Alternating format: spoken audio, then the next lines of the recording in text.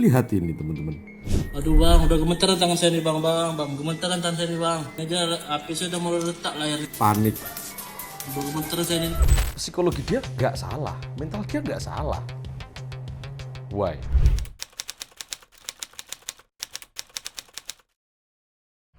Gini, trading macam kayak gini tuh kita punya dua konsekuensi. Kalau kita berhasil cuan, tentu euforia, lega kan. Bayangin kalian floating, floating besar terus, kalau loss, konsekuensi kedua langsung marah ingin, langsung deposit lagi, langsung hajar entry lagi, sama-sama kacau emosi, cuan serakah, loss ngamuk. Alah, trading kok gini amat ya, kan. Ini lingkaran setan. Trading dengan cara barbar, meskipun dirimu cuan, kamu akan puterin lagi cuanmu itu ke cara barbar itu lagi. Cuan lagi, barbar lagi. Pas loss, deposit. Pas loss, deposit. Cara itu nggak akan lama di sini. Oh, yang rusak itu psikologiku. Bullshit, itu bullshit. Karena problem sesungguhnya bukan di situ. Tahu nggak problemnya apa? Yang bisa memicu FOMO, overconfident, overload, barbar, gampang emosi, balas dendam ke market. Tahu nggak apa? Nah, ini dia. Hal ini nggak hanya membuat kalian berhenti FOMO, berhenti overtrade, bahkan berkemungkinan menyelamatkan potensi kalian dari margin call. Apa ini? Bukan chart, bukan laptop ini, bukan. Tapi ya, persiapan. Kemarin ada di forum diskusi, ada yang nanya kok gampang FOMO-an, gampang entryan terus rodok barbar, gampang ke-trigger emosinya.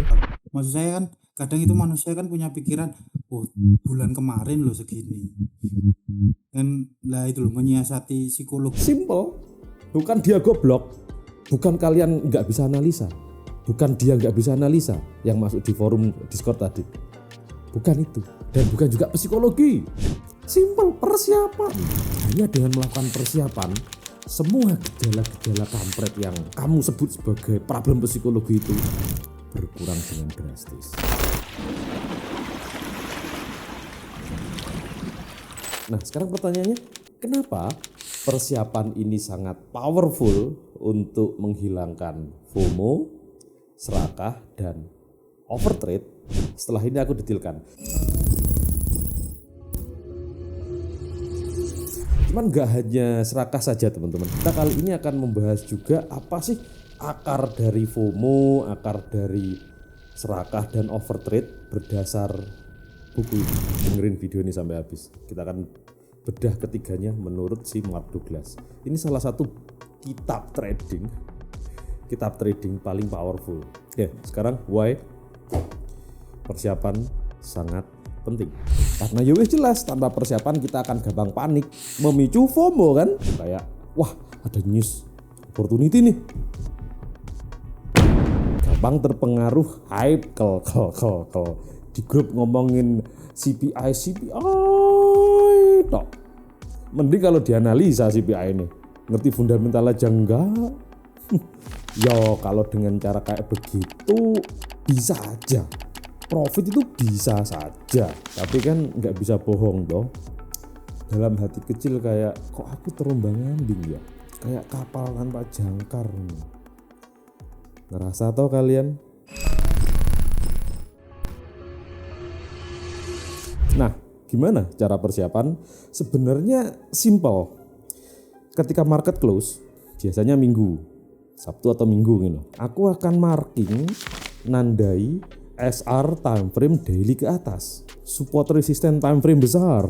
Ini rahasianya. Nah, ketika market open Senin sampai Jumat, aku hanya entry di level-level itu. Ketika harga mau mendekati zonanya, drop time frame kecil.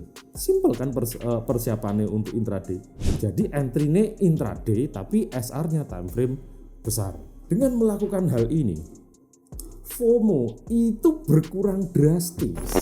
Triknya adalah supaya nggak FOMO-an, kita tahu kapan kita nggak entry. Karena mungkin kalian tradingnya itu rodok ngawur, nggak punya trading plan.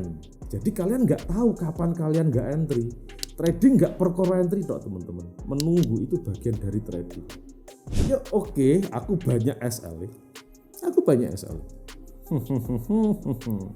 RR ku gede tapi. Nah, kalaupun stop loss akan mencegah diriku untuk balas dendam ke market. Nyapo. Nah, sekarang kalian bayangin ini. Sebelum hari Senin itu datang, kalian tahu di mana kalian harus entry. Kalian tahu stop loss kalian di mana. Kalian tahu target kalian di mana. Kalian tahu lot kalian di mana. Dan kalian tahu kapan nggak entry. Ketika kalian tahu hal-hal ini, FOMO jauh. Dan FOMO ini, kata Mark Douglas, lumayan jadi akar dari masalah-masalah yang lain. Kita bahas sekarang. Itu tadi untuk teknisnya. Nah, pertanyaannya apakah ada alasan psikologi di belakang itu semua? Yes, ada. Seperti dibahas di sini. Apa sih akar dari FOMO? Nah, dirimu perlu melakukan operasi pola pikir. Coba masuk ke dalam kepalamu. Apa aja sih gejala FOMO itu?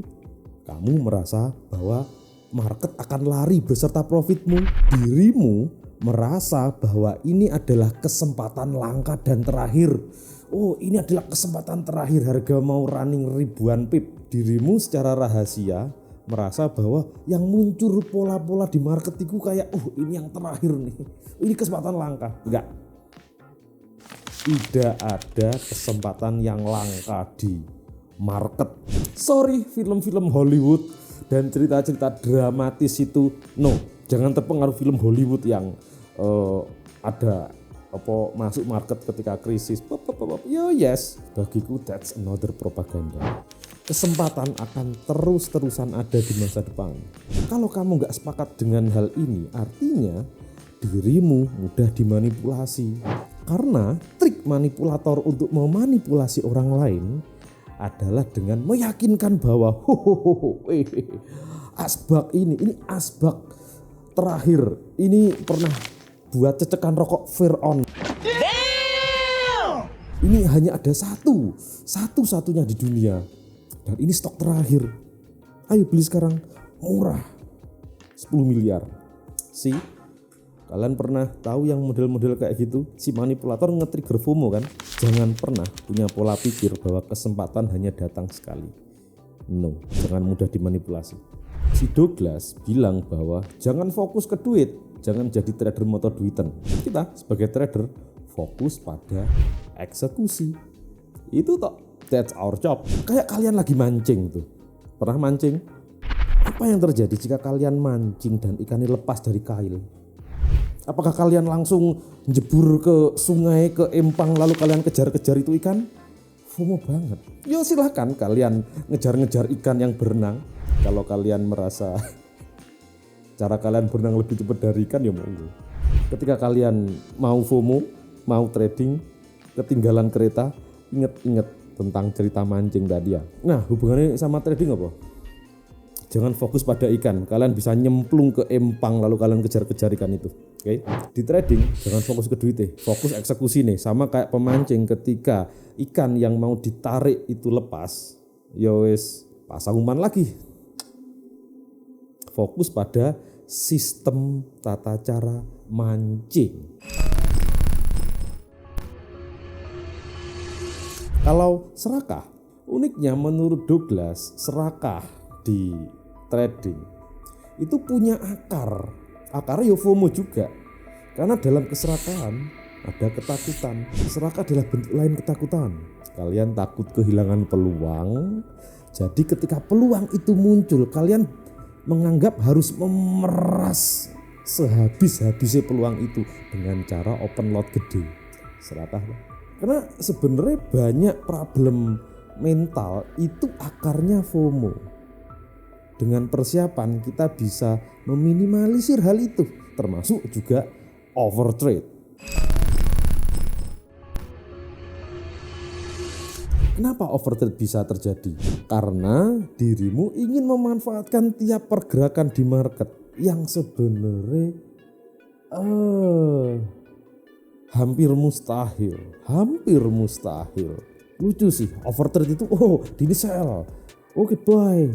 Kayak tiap gerakan-gerakan kecil kayak mau ditangkep kan. Sebegitukah lapar ya, sehingga menganggap semuanya bisa dimakan.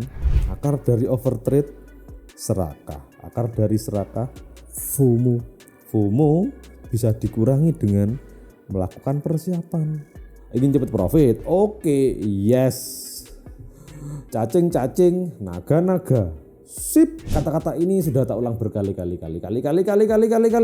Kalau cacing jadi naga dalam waktu singkat, pertanyaannya apakah naga bisa mempertahankan kenagaannya? Jangan kalian pikir hanya tahu engulfing candlestick saja kalian bisa profitable. Jangan berharap. Ada banyak hal yang perlu kita tahu selain hanya engulfing candlestick, dan kalian bisa lihat banyak videoku. Kalian klik yang menurut kalian itu case kalian.